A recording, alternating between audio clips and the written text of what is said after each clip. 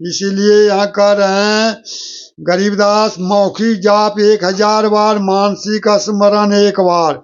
मानसिक जाप 1000 बार और श्वास से स्मरण 1 बार, जो अजपा जाप करते हो श्वास में।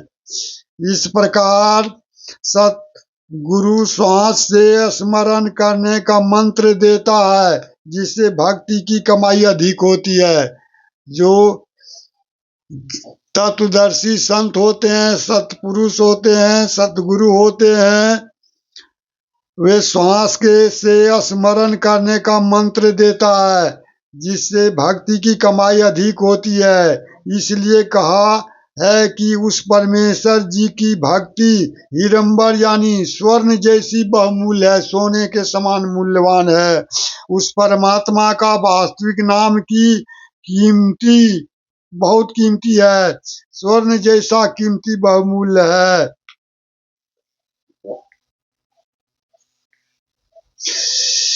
गरीब निज नाम बिनु निपजे नहीं, जप तप करी है कोट। 184 त्यार है, मुंड मुंडाया घोट।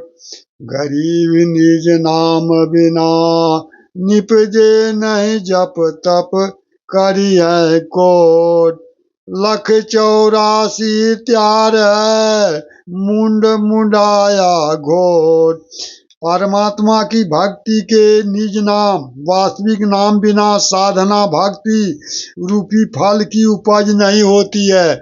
जब तक हम गुरु से नाम दान नहीं लेते हैं और भक्ति करते हैं, तो उस भक्ति रूपी पौधा से फल नहीं प्राप्त होता है, नहीं उपजेगी, यानी भक्ति का कोई फल नहीं मिलेगा।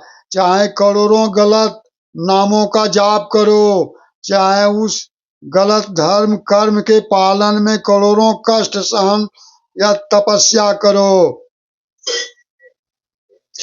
गलत साधना करने वाले साधु का दिखावा करने के लिए दाढ़ी मोछ व सिर के बाल साफ कराकर फूला फिरते हैं। इस शास्त्र विरुद्ध भक्ति से जो 184 यानी 84 लाख प्रकार के जोनियों के शरीर को प्राप्त होता है, बिना गुरु से लिए हुए जो नाम जाप करता है, वो उसके लिए 84 का रास्ता खुला हुआ है, फिर आवागमन में जाना पड़ता है। इसलिए गरीबदास जी यहाँ कह रहे हैं, नाम शिरोमणि सार है, सोहंग सुरति लगाए। अज्ञान गलीचे बैठ करी, शून्य सरोवर नहाय।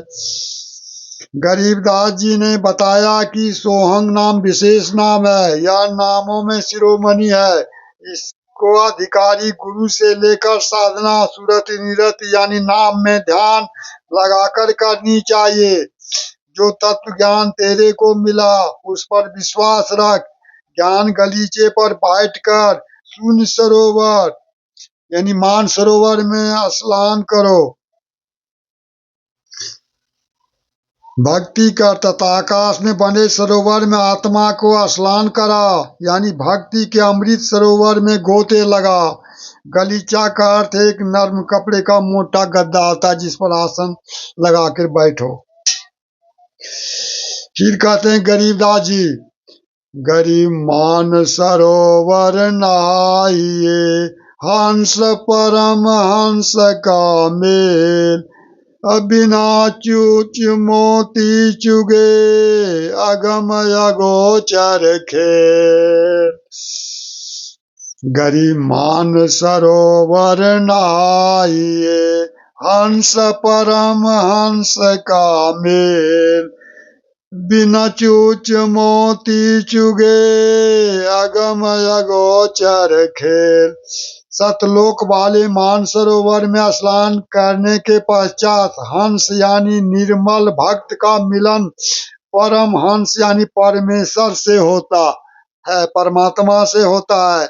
जहाँ जाने के पश्चात भक्त बिना चोंच के मोती खाता है, यानी निष्क्रम यानी मुक्ति प्राप्त करता है। सतलोक में बिना कर्म किए सर्व सुख तथा भोजन प्राप्त होता है, जिसको गीत सब कुछ प्राप्त होता है वो सतलोक में।